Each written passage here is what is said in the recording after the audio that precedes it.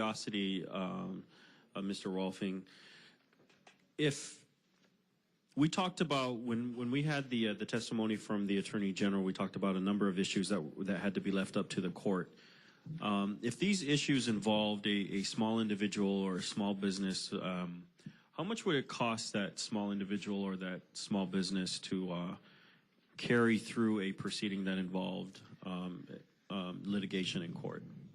Well, lawyers like me don't come cheap, and it's almost a twofold problem. Not only are lawyers expensive, so you need to pay a lawyer to defend you. The public defender's office is not available to private individuals in civil rights complaints or civil disputes.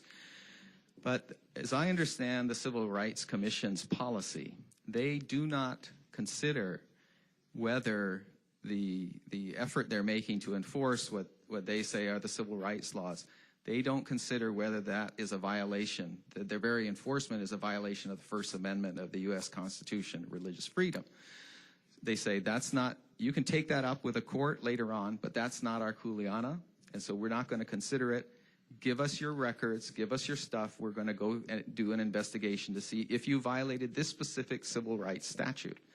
So you can imagine you're going to have to pay to defend in the Civil Rights Commission. That could easily, be from $20,000 to $30,000 to $50,000, and then at some point you may be able to go to court and argue again, pay more money, and argue that these civil rights statutes, at least as they're being applied to you, thank you, are being applied in violation of your religious freedom. So it's an expensive process, and so it's something that the legislature should really take a hard look at and be very careful, because once you open the floodgates, it's going to be very difficult for people to defend themselves. Okay, thank you. Oh, just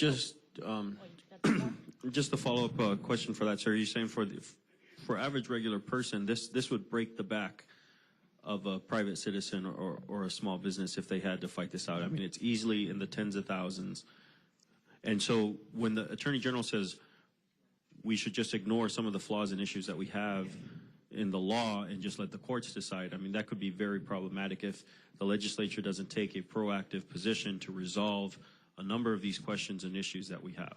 Precisely because you will have people that cannot afford to defend themselves, so they will just comply with the demands, even if the demands are violating their religious freedom. Okay, thank you. Somebody else? Oh, Representative Kobayashi.